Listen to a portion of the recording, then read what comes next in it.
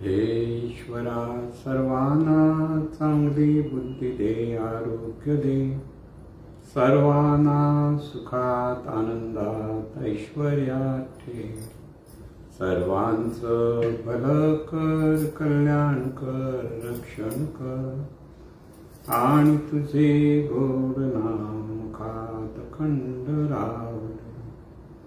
सद्गुरुनाथ महाराज. सद्गुरु पैमावली मातोश्री माई यांना प्रथम कृतज्ञपूर्वक वंदन. आणि आपण सर्व सद्भक्त सत्श्रोते, आपणा सर्वांना आदरपूर्वक नमस्कार. स्वतः सुखी होऊन इतरांना सुखी करण्याच्या प्रयत्नात यशस्वी जीवनाची गुरुकिल्ली आहे. हा जो अमृतविशाल सद्गुरु पैमावलींचा आहे तो म्हणजे आपण सारे आनंदाने जीवन जगूया याचं एक बोधवाक्यच आहे की आपणही सुखी व्हायचंय आणि इतरांनाही सुखी करण्याचा आपल्याकडनं प्रयत्न असला पाहिजे. आता इथे आपण सुखी व्हायचं म्हणजे नेमकं काय असा प्रश्न येतो ना. तर सुख असं म्हणत असताना व्यक्तिगत पातळीवरती आपलं जर आरोग्य व्यवस्थित असेल तर आपण सुखी असतो. शरीरामध्ये कसलंही दुखणं नाही, पोट दुखतंय, दात दुखतोय, कान दुखतोय असं जर तर माणूस सुखी असू शकत नाही. तर आपलं आरोग्य व्यवस्थित असणं ही पहिली सुखाची पायरी म्हणायला हरकत नाही. खरं सांगत तर शरीर कसं ठणठणीत असायला हवं, म्हणजे थोडक्यात आपण नेहमी सांगतो शरीर हे आपलं सुदृढ असायला हवं, सशक्त असायला हवं, आरोग्यशील असायला हवं आणि कार्यक्षम. या चार गोष्टी तिथे असल्या की ते ठणठणीत शरीर म्हणजे काय ते आपल्याला लक्षात येईल. म्हणून पहिलं शरीराचं आरोग्य आणि नंतर शरीराच्या सुखसोयी. सोयी शरीराच्या होतात त्यावेळेलाच आपल्याला सुख मिळतं. अगदी कडक ऊन आता पडतंय सगळीकडे आणि जराशी सावली आपल्याला मिळाली की आपल्याला काही सुख होतं, मिळतं ना. कसं असतं, परिस्थितीच्या त्या परिस्थितीच्या अपेक्षेत इथे सुख वेगळं वेगळं होऊ शकतं. कडक उन्हाने माणूस अगदी घामेजलेला आहे आणि जरासं झाडाखाली गेला आणि ते मंद वाऱ्याची झुळूक अंगावरनं गेली की त्याला सुखच झालं असं वाटतं. सुखी म्हणजे स्वतः सुखी होण्यासाठी आपल्याला सुखसोयी हव्यात. आणि तिसरं मनाचं स्वास्थ्य सुद्धा हवं की मन जर स्वस्थ नसेल तरी सुद्धा माणूस सुखी असू शकत नाही. आणि त्याच्याही पलीकडे जे असतं ते शांती, सुख.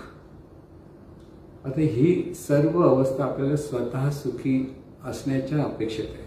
लक्षात घ्या, स्वतः सुखी होऊन म्हणजे आपल्याला व्हायचंय सुखी. जे आपण आहोत ती सुखावस्था आपल्याला जर अनुभवायची असेल तर आपल्याला ह्या सर्व गोष्टी आतापर्यंत सांगितल्या की आरोग्य आहे, सुखसोयी आहे, मनाचं स्वास्थ्य आहे आणि आंतरिक शांती. आता हे सगळं होण्यासाठी आपल्यालाच आपण प्रयत्न केले पाहिजेत. म्हणून शरीराचं जसं आरोग्य हवं तसंच मनाचंही आरोग्य आपल्याकडे असायला हवं. पण मनाचं आरोग्य असं म्हणत असताना सुखसोयी मिळाव्यात हे बरोबर, पण किती मिळायला पाहिजेत? मिळायचे तेवढं आणखीन हवं, आणखीन हवं, आणखीन हवं असेल तर अतिरेक होतो आणि त्याच्यातून माणूस दुःखी होतो. सुखसोयी मिळाल्या म्हणजे समजा ज्याला पटकन बाहेर पडला, रिक्षा मिळाली, लगेच ट्रेन मिळाली की त्याला सुख होतं, म्हणजे सोयी झाल्या म्हणून सुख होतं ना. पण प्रत्येक वेळेला आपण बाहेर पडल्यावर आपल्याला हे मिळालं पाहिजे ही जर अपेक्षा असे माणसाला आणि ते मिळाल्यानंतर दुःखी होतो. म्हणून सुखसोयी किती मिळाल्या पाहिजेत, इथे जर माणसाच्या अपेक्षा पूर्ण होत नसतील तरी तो दुःखी होतो. मग सुखसोयी मिळून सुद्धा माणसं दुःखी असतात. आणि म्हणून इथे मनाचं आरोग्य म्हणजे मनाकडे जे सतत अपेक्षा आणि आग्रह असतात आपल्या, आणि ते अपेक्षा आणि आग्रह जर मर्यादित नसतील तर आपण दुःखी होतो. म्हणजे मनाचं आरोग्य जे आपण म्हणतो, तर मन स्वस्थ असायला पाहिजे. तर ते आसक्ती नको आणि दुरासक्ती नको, दोन गोष्टी लक्षात ठेवायच्या. सगळ्या गोष्टी हव्या हव्या हव्या असं जे वाटतं तेही दुःखाचं कारण असतं, आणि काही नको नको नको म्हणणं हे दुःखाचं कारण. इथे सुवर्ण मध्य आपल्याकडे असलं पाहिजे. म्हणून इथे स्वतः सुखी होण्यासाठी आपल्याला पहिला प्रयत्न केला पाहिजे, म्हणजे आपलं सुख आपल्याला अनुभवण्यासाठी जे जे आवश्यक आहे ते असायला हवं.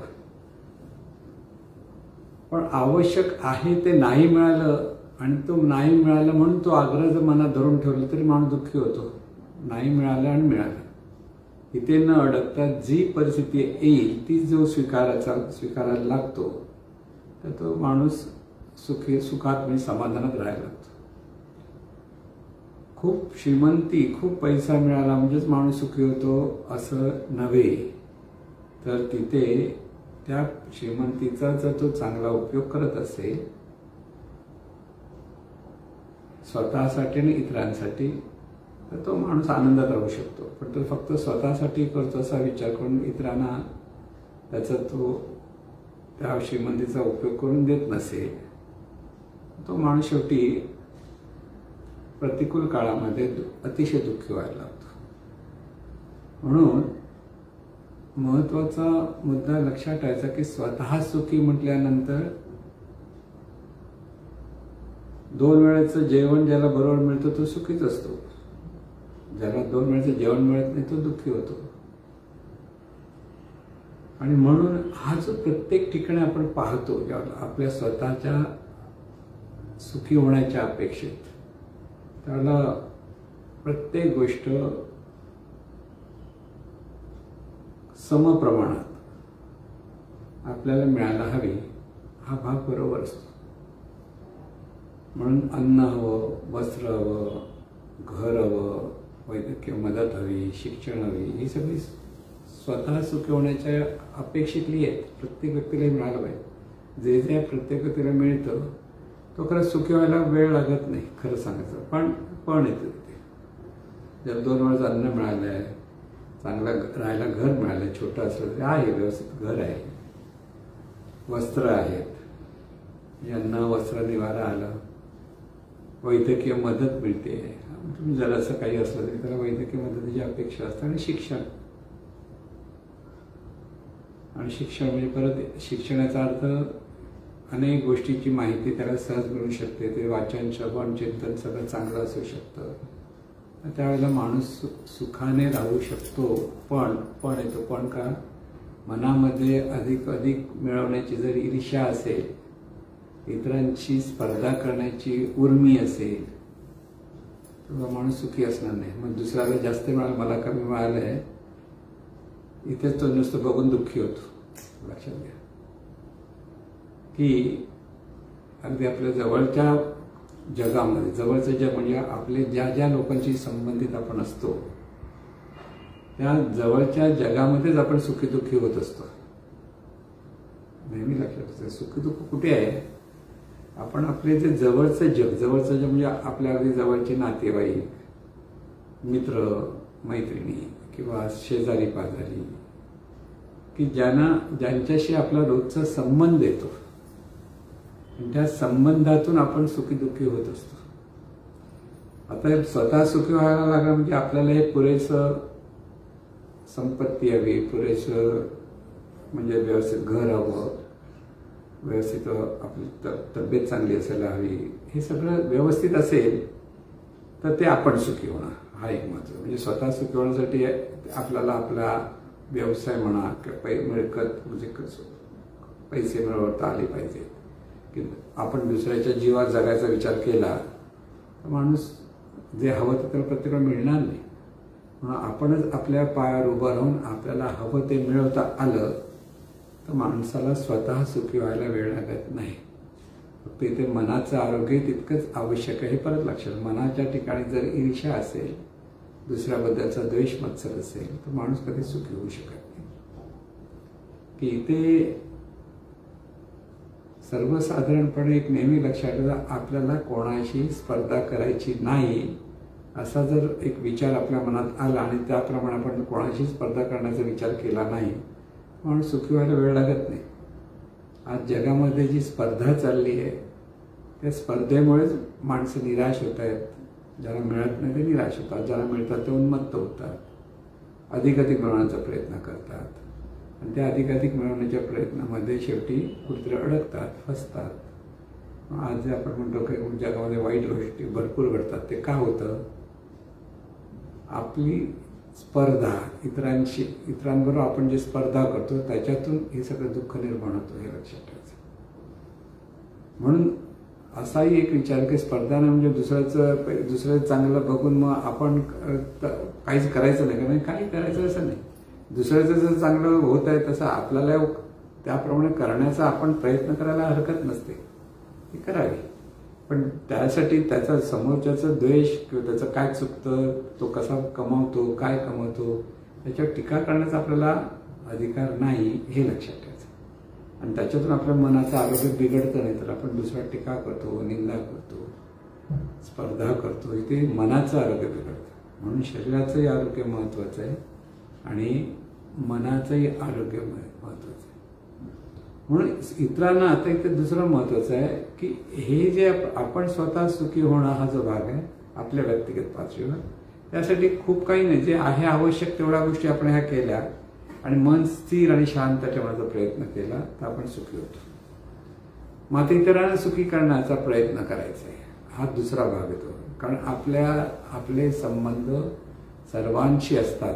जिथे आपण राहतो ते आपण नेहमी जीवनविद्येचं तत्त्वज्ञान काय सांगतं, आपण प्रत्येकाला एक केंद्रस्थानी असतो आणि आपल्या अवतीभोवती जी वर्तुळ आहेत, लोक म्हणजे ज्यांच्याशी संबंध अगदी आपल्या जवळच्या जास्त संबंध, ती जवळची वर्तुळ, थोडं आणखीन जराशे लांबचे तर आणखीन लांबचं वर्तुळ, म्हणजे ते संबंध कमी, रोज भेटणारे आहेत, रोज सकाळ उठल्यानंतर जो भेटणारे आहेत ते आपल्या जवळचं वर्तुळ आहे.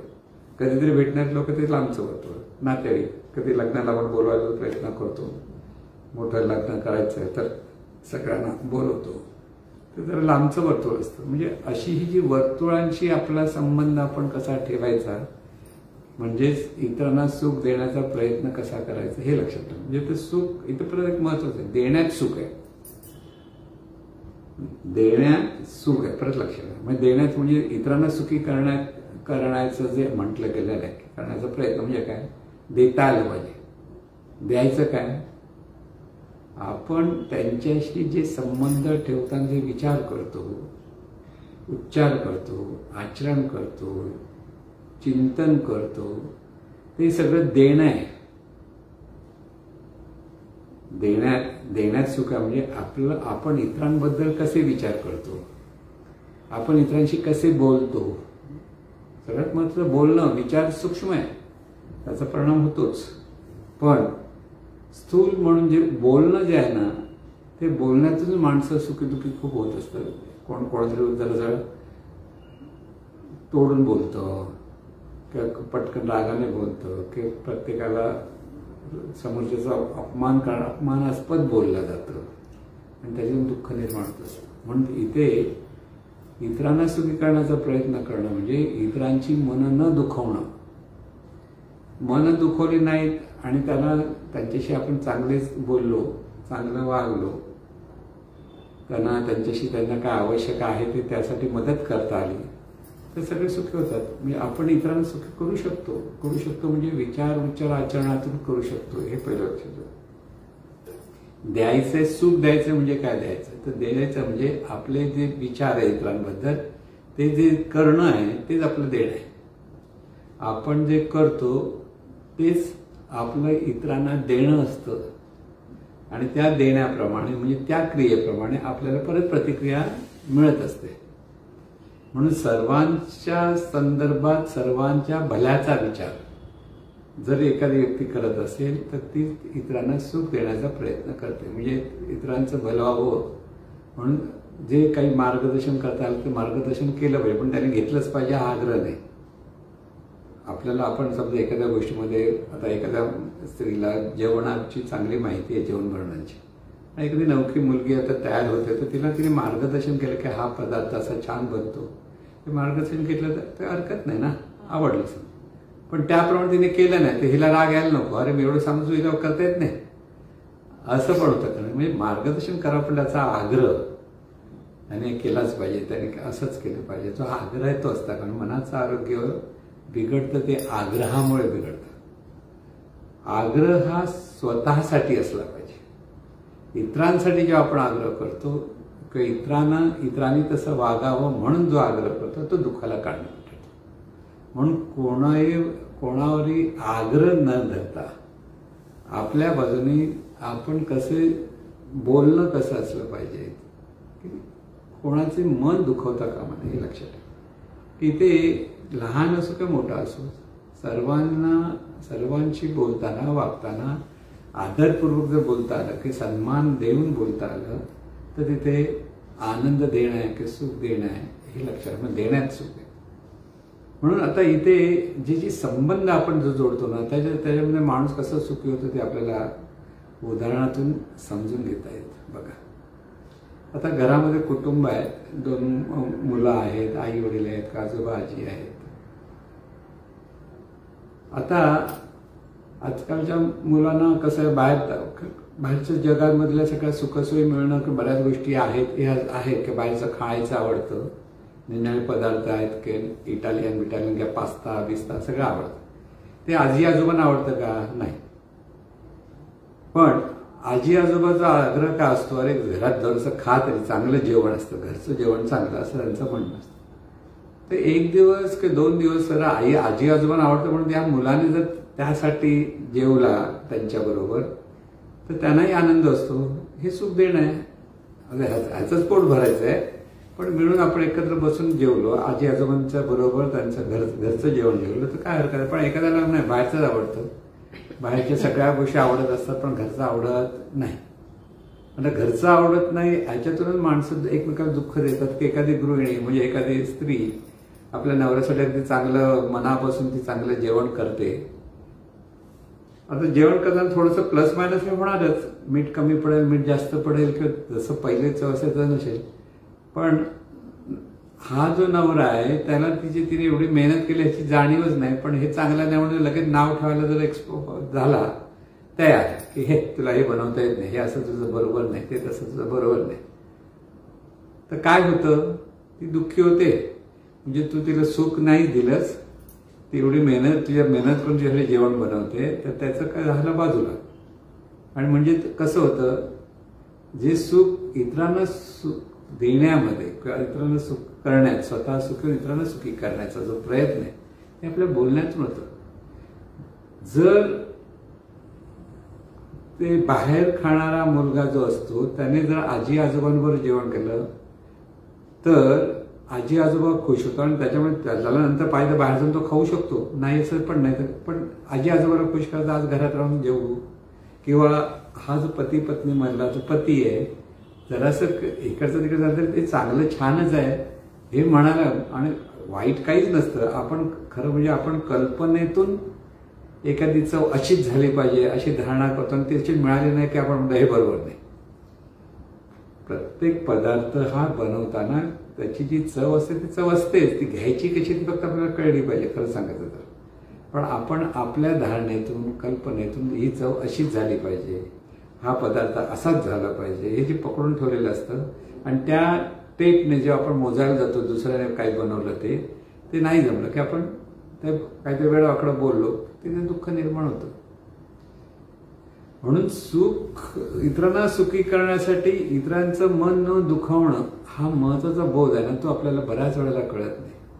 आपण कळत न कळत काहीतरी वेडवाकडा बोलतो, तोडून बोलतो, जरासं हे असं आहे तसं नाही अशा पद्धतीने जेव्हा मन दुखावतो तेव्हा आपण इतरांना सुखी करत नाही, त्यामुळे आपण यशस्वी जीवन जगत नाही. हे लक्षात घ्या. यशस्वी जीवनाची गुरुकिल्लीच आहे की इतरांना सुखी करण्याचा प्रयत्न केला पाहिजे आपल्याकडनं जेवढा होतो. 100% नाही, पण जेवढं प्रामाणिकपणे जर आपण प्रयत्न करायला लागलो तर तिथे सुखी होतो. म्हणून स्वतः सुखी होणं आपल्यापुरती आणि इतरांना सुखी करणं हे त्यांच्यासाठी अशी जीवनाची जगण्याची ही पद्धत आहे. इतरांसाठी आपण कसं वागावं, कसं बोलावं, कसं त्यांचं मन सांभाळावं, हे जे आपल्याला कळतं ते आपण इतरांना सुखी करण्याचा प्रयत्न करत असतो. हे लक्षात. परिस्थितीनुसार कधी वर खाली होतं, नाही असं नाही. पण ह्या सगळ्याला परत मनाचं आरोग्य फार महत्त्वाचं. मन जर स्थिर नसेल आपलं तर आपण कोणालाच आनंद देऊ शकत नाही. ते कोणालाही चांगले वागू, चांगले बोलू असं होत नाही. कुठेतरी पटकन आपण त्याच्यात रागा करतो, पटकन कोणी काय विचारलं की चिडतो आणि ह्याच्यातून आपण दुःख निर्माण करत असतो. लक्षात घ्या. म्हणून इथे प्रत्येक गोष्ट लक्षात ठेवायची की व्यक्तिगत पातळीवरती आपल्याला आपल्या जीवनामध्ये आता एक महत्त्वाचा मुद्दा सांगतो की आता मुलं आता 11वी 12वी झाले की ते कोण होणार, काय होणार अशी चर्चा सगळीकडे चालते. मग तू काय करायचं, तुला काय व्हायचं आहे. कोण म्हणे डॉक्टर, कोण इंजिनियर म्हणेल, कोण आर्किटेक्ट म्हणतो. कारण प्रत्येकाचे व्ह्यूज आता एवढ्या ह्या मार्ग आहेत पुढे प्रगतीच्या शिक्षणाच्या संदर्भात. तर ती मुलं आपल्या मित्रमैत्रिणी ऐकतात किंवा आणखीन कोणा जर शिक्षकांनी सांगितलेलं असतं त्याप्रमाणे आपल्याला काय आवडतं ह्या विषयाच्या काहीतरी ठरवतात. आता त्यांनी ठरवलेलं असेल मुलांनी तर आईवडिलांचे व्ह्यूज वेगळे असतात. त्यांनी आपल्या म्हणण्याप्रमाणे वागावं म्हणून आईवडील नाही तू हे कर, तू ते कर, तू ते कर. आता अशा वेळेला काय करायचं. आईवडिलांचं सारखं मुलांनी करायचं की आपल्याला जे आवडतं तो मार्ग, त्या मार्गाचं शिक्षण घ्यायचं, हा प्रश्न येतो. इथे महत्वाचं एक लक्षात ठेवायचं. आता इथे त्याला आवडतं त्याच पद्धती शिक्षणाने घेतलं पाहिजे. आईवडिलांनी ते कळलं पाहिजे. पण आईवडिलांना जर कळत नसेल तर मुलांनी अगदी शांतपणे त्यांना आपल्याला हे आवडतं का, याच्यातही चांगली प्रगती आहे, याच्यातून आपल्याला चांगली संपत्ती मिळू शकते, ह्या सर्व आनंदही मिळू शकतो, असं जेव्हा तो कन्व्हिन्स करू शकतो त्याच वेळेला त्याचं तो स्वतःसाठी त्याने प्रयत्न सांगायचं असतं. आणि स्वतःसाठी सांगणं, स्वतः सुखी होण्यासाठी केलेला तो त्याचा प्रयत्न असतो. जर आपल्याला जी गोष्ट आवडते ते आईवडिलांना आवडते म्हणून करायला जर एखादी व्यक्ती करायला लागली तर तो त्याच्यात यशस्वी न झाल्यामुळे तोही दुःखी आणि आईवडील दुःखी असतात. की इथे एक महत्वाचा मुद्दा लक्षात ठेवायचा की असाच एक मुलगा आणि त्याचे वडील BRC मध्ये चांगले इंजिनियर बंगालचे होते. त्यांना आपला मुलगा चांगला इंजिनियर, त्यांच्यासारखाच इंजिनियर व्हावा हीच इच्छा होती. आणि त्या पद्धतीने ते सतत इंजिनिअरिंग कॉलेजला पण त्यांनी तसंच घातलं होतं. मार्क्स चांगले मिळाले, इंजिनिअरिंग कॉलेजला तुला हे पण मिळालं, ऍडमिशन मिळाली. पण त्याला इंजिनिअरिंगचा इंटरेस्ट नव्हता. पण तो वडिलांसमोर काही बोलू शकत नव्हता. त्याचा मामा चांगला चित्रकार होता आणि त्याला ती चित्रकलेची खूप आवड होती. तो लपून लपून ती चित्रकलेचा अभ्यास त्यांच्याबरोबर करायचा, त्याचं चित्र काढायचं आवड उपजत होती आणि सुंदर चित्र काढायचं. आणि त्यामुळे हा इंजिनिअरिंगच्या परीक्षेत पासच होईना. पहिल्या वर्षात मागे, दुसऱ्या वर्षात प्रेटिकिटी मिळणं, ह्या पद्धतीने त्याचं शिक्षण वडील खूप रागवायचे. म्हणजे त्याचं शेवटी शिक्षण ते इंजिनिअरिंगचं पूर्ण नाही झालं पण तरी सुद्धा त्याचं चित्रकलेमधला जो इंटरेस्ट लपून जो केला वडिलांना न कळत, वडिलांना कळून, कारण वडील रागावतील म्हणून, ते मामा बरोबर तो आज चांगल्या मोठ्या कंपनीत जे ॲनिमेशन जे आपण म्हणतो त्या कंपनीमध्ये चांगल्या मोठ्या उद्योगात करतो, सुंदर चित्रकार झाला. आता बघा, त्याला वडिलांना कन्व्हिन्स करता येत नव्हतं कारण वडील अतिशय आग्रही होते, लक्षात घ्या. आणि त्यामुळे तो त्यांच्या आग्रहाखाती तो इंजिनिअरिंगला गेला. तो तसा न घेत करता तो JJ स्कूल ऑफ आर्टला वगैरे गेला असता तर आणखीन त्याने स्वतःच प्रगती साधली असती. पण ते कन्व्हिन्स करता येणं हे एक भाग असतो. पण शेवटी आपला मार्ग आपणच करिअर म्हणतो, तो मार्ग प्रत्येकाने स्वतः निवडला पाहिजे.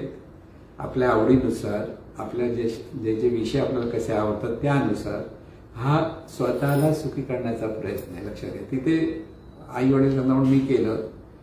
अगदी समोरचं उदाहरण आहे. चांगली मुलगी, हुशार मुलगी, तिने डेंटिस्टचं सगळं हे केलेलं होतं. डेंटिस्टमध्ये ते म्हणजे तिने पदवी पण मिळाली. परत आई वडिलांना आवडतं म्हणून IASचा अभ्यास करायला गेली.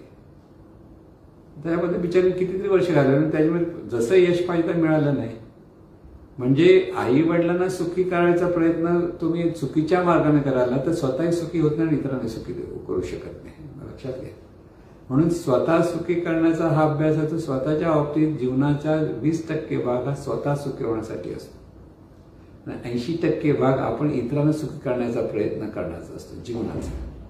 कसं आहे, आपल्या ठिकाणी आपण ज्यावेळेला आई वडिलांच्या बाकीच्या छोट्या मोठ्या गोष्टी त्यांना सुखी होण्यासाठी प्रयत्न करणं बरोबर, पण आपलं स्वतःचं करिअर जे आहे करायचंय आणि त्या मुलाला माहिती आहे माझी ही आवड आहे, ह्या पदन मी करू शकतो, तर त्यांनी तेच केलं पाहिजे.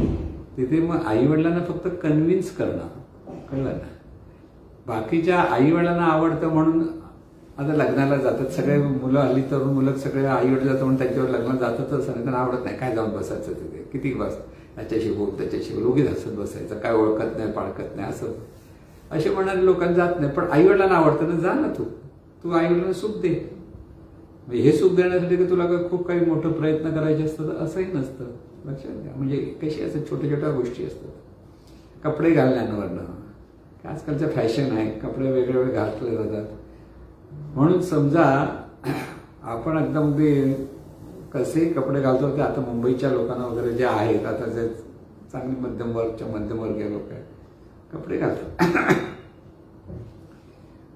पण ते कपडे घालताना म्हणून कोणतरी त्यांचं नातेवाईक जर आपल्या घरामध्ये येणार असेल किंवा कोण येणार असेल तर त्यावेळेला आई वगैरे सांगते, बघा तू चांगले जरा कपडे घाल, हे नको करू, ते आपली काकी मामी कोण येणार आहे तिला ते आवडणार. अरे मग ते काय झालं असं कोण जातं, मुलगी का मुलगा म्हणाले अरे हे काय वाईट आहे, सगळं चांगलं आहे.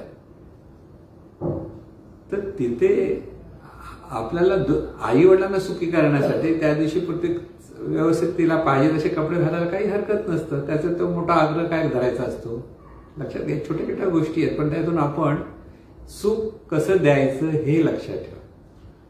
आणि नंतर इतर वेळेस आपण घालतोच, पण आता समजा आपल्याला स्वतःला आपल्या मित्रमैत्रिणी लग्नाला जायचं तिथे पण आपण छान कपडे घालून जातोच ना. मग त्यावेळेला आपण असे शॉर्ट पॅन्ट बेटवर घालून तिथे बसतो का, जातो का लग्नाला, का नाही जात त्यावेळेला.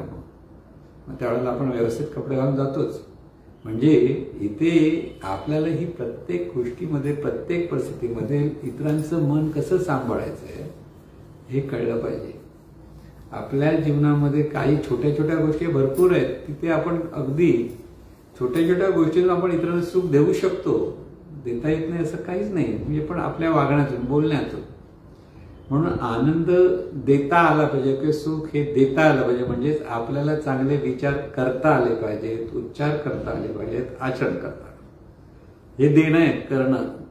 आणि हे देणं जर आपल्याला जर जमलं तर आपणही सुखी आणि इतरही सुखी. आपल्या वागण्यातून आता कसं असतं, काही माणसं इतकी लोकांना उपयोगी पडणारी असतात की ती व्यक्ती सर्वांना आवडते. म्हणजे तेवढी उपयोगी पडते, म्हणजे नम्र पण असते, कधी अहंकाराने उलटं बोलत नाही, काही वेडवाकडं करत नाही. त्यामुळे त्या व्यक्तीचे सगळेजण कौतुक करतात. का करतात, कारण तो काय पैसे प्रत्येक देतो असं नाही, पण त्याचं वागणंच आवडतं की तो नम्रपणे बोलतो, सर्वांचा सन्मान करतो, की सगळ्यांची हसून खेळून राहतो. अशी व्यक्ती सर्वांना आवडते, कारण त्याचे विचार आचार हे सर्वांना सुख देणारे असतात.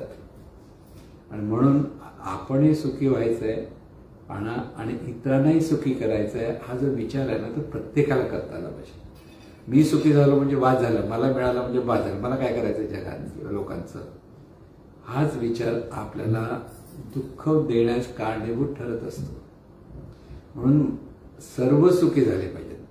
मीही सुखी पाहिजे, मीही सुखी झालो पाहिजे आणि इतरही सुखी झाले पाहिजेत, हा जो बोध आहे ना. म्हणून सुख म्हणताना ज्या आवश्यक गोष्टी आहेत त्याच्यातून आपलं जर मन स्थिर राहत असेल, शांत राहत असेल, समाधानी राहत असेल, आपण सुखाने जीवन जगू शकतो, लक्षात घ्या. आणि तेच आपण त्याच्या विपरीत जेव्हा वागतो त्यावेळेला कळत नकळत आपल्या वाट्याला असमाधान येतं, अशांती येते आणि ते दुःख म्हणून आपल्या जीवनात प्रगट होत असतं. म्हणून आहे सोपं जीवन जगणं, खरं म्हणजे कठीण काहीच नाही. पण आपणच आपल्या भावनेतून, धारणेतून, कल्पनेतून ते कठीण करून बसलेलो आहोत. म्हणून सहजपणे सर्वांची आपलेपणाने जे आपण वागतो, आपलेपणाने त्यांच्या हिताचा विचार करतो, आवश्यक आहे तेव्हा मार्गदर्शन करू शकतो आणि त्यांना आवश्यक वाटत नसेल तर आपण शांत बसू शकतो, असं जेव्हा आपली वागणूक असते ना त्याला आपण सुखाने राहू शकतो आणि इतरही सुखाने जगू शकतात. म्हणून प्रथम आपण सुखाने जगायला शिकलं पाहिजे आणि आपल्या जगण्यातून इतरांना ते सुखी कसे राहतील हा प्रयत्न केला पाहिजे. कळलं? नाहीतर मी दुःखी झालो तर चालेल, मी इतरांना सुख देण्याचा प्रयत्न करतो, अशी धारणा म्हणजे आदर्शवाद म्हणतात त्याला. आदर्शवाद म्हणजे कसा? आदर्शवाद पराकोटीचा, म्हणजे आकाशाकडे पाहायचं आणि जमिनीवर चालायचं आणि मग खड्ड्यात जाऊन पडायचं. तसा आदर्शवाद जीवनतेला मान्य नाही. आदर्शवाद हवा, पण तो कसा हवा की प्रत्येक आपलं जे विचार आचरण कसं करायचं ह्या अंगाने असलेला आदर्शवाद पाहिजे. नाहीतर तो पराकोटी म्हणजे त्यागवृत्तीने राहिलं पाहिजे असं म्हणणारे लोक आहेत. सगळं घरदार सोड सगळ्यांसाठी, सगळ्यांना जे हवं ते द्या, पण तुमच्याकडे काही नसलं तरी चालेल, म्हणजे तुम्ही सुखी होणार नाही पण दुःखी होणार. द्यायचं किती, कसं द्यायचं याचा सगळं शहाणपणानेच विचार करायला पाहिजे. माझ्याकडे 100 रुपयात 2 रुपये द्यायचे, पण त्याला हरकत 98 रुपयात तू राहू शकत असेल तर. पण नाही, मी त्या वृत्तीने 100चे 100 देऊन टाकेल, मग तुला पुढे तर भीक मागायला लागेल परत, की तुला परत राहायचंच आहे. लक्षात घ्या, म्हणजे आपल्याला स्वतःलाही व्यवस्थित जीवन जगायचं आहे. ते इतरांवर अवलंबून न राहता सुखसोयीसाठी म्हणा, खाण्यापिण्यासाठी म्हणा, घरदारासाठी तुम्ही तुमचं स्वावलंबी जर झालात तर तिथे तुम्हाला दुःख करण्याचं काहीच कारण नसतं. ज्यांना घरदार नाही, 2 वेळचं अन्न मिळत नाही, ती माणसं सुखी राहू शकत नाही. कारण ती चिंता असते, काळजी असते, असमाधानी असतात. म्हणून आवश्यक आहे त्या सर्व गोष्टी आपल्याला मिळवता आल्या पाहिजेत, ही पहिली गोष्ट. आणि त्याचबरोबर इतरांशी जे संबंध आहेत त्यांचं मन सांभाळता आलं पाहिजे. आवश्यक तेव्हा त्यांना मदत करताही आली पाहिजे, पण मदत करण्यामध्ये मर्यादा आपल्याला व्यवस्थित लक्षात ठेवता आल्या पाहिजेत. बरेच लोक भावनेतून मदत करायला जातात आणि भावनेतून मदत करताना स्वतःच नुकसान करून घेतात. हे महत्त्वाचं लक्षात ठेवा. त्यांना वाटतं आपण खूप मागायचं मोठं पुण्य मिळवतो, असं नाही. आवश्यक आहे, जिथे गरज आहे तिथे मदत करायची असते. जिथे गरज नाही, ज्याचं पोट भरलेलं आहे त्याला परत अन्नदान करायला गेलात तर त्याचा काय उपयोग? त्याला नको म्हणतो, मला नाही, माझं पोट भरलंय, नाही तरी पण खा. तसं कोण खात नाही ना. तसं जिथे आवश्यक आहे, गरज आहे तिथे मदत करायची असते. लोक कुठेही जाऊन आपण काहीतरी दिलं म्हणजे मदत केली असा भाग लक्षात येतात. तसंही नाही. म्हणून शहाणपणाने जीवन जगणं आहे. म्हणून शहाणपण पाहिजे. जे देतो ते योग्य ठिकाणी देतोय का, जिथे गरज आहे तिथे देतो का, हे कळलं पाहिजे. जिथे गरज नाही तिथे दिलं तर त्याचा काही उपयोग होत नाही, उलट त्याचा दुरुपयोगच होतो. आणि म्हणून हे सगळं जीवन आपलं जे आहे ते देण्या घेण्यामध्ये आहे, पण ते शहाणपणाने देणं घेणं असलं पाहिजे. आपल्याला घेता आलं पाहिजे आणि देता आलं पाहिजे. दोन्ही गोष्टी जर आपल्याकडे व्यवस्थित असतील तर तिथे आनंदी आनंद असतो. म्हणून आपण जेव्हा इतरांच्या घरी जातो, पूर्वीची पद्धत कशी होती, जाताना त्यांच्या घरी त्यांना काहीतरी गिफ्ट म्हणून देतो आणि ते तुमचा आदर सत्कार पण तुमच्याशी असून कळतं, म्हणून तिथे आनंद असतो. पण आपल्याकडे काही देण्याची वृत्ती नसेल, जाऊन खाऊन पिऊन येतो आणि जातो म्हटलं जातो, हा समोर जाऊनच कामाला येतो, फक्त खायला येतो आणि प्यायला येतो आणि जातो, पळतो, असं जर म्हटलं तर. म्हणून देणं घेणं दोन्ही बाजूने असलं पाहिजे. नुसतं एकट्यानेच घ्यायचं, आपणच खायचं आणि आपण सुखी व्हायचं असं जर एखादा माणूस विचार करत असेल तरी ते योग्य नसतं. म्हणून शहाणपण इथे फार महत्वाचं आहे. स्वतः सुखी होण्यासाठी सुद्धा शहाणपण पाहिजे आणि इतरांना सुखी करण्याचा जो प्रयत्न म्हणतो आपण त्यासाठी सुद्धा शहाणपणच हवं. ते जर शहाणपण नसेल तर माणूस सुखी होऊ शकत नाही. म्हणून शहाणपणाने जीवन जगण्यात सुख आहे आणि असं सुखी आपल्या सर्वांना होता आलं पाहिजे, ही सद्गुरूचरणी प्रार्थना.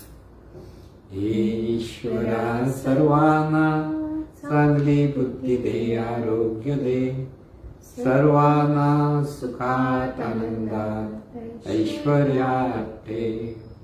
सर्वांचं भलं कर, कल्याण कर, रक्षण कर आणि तुझे गोड नाम मुखात खंड राहू दे.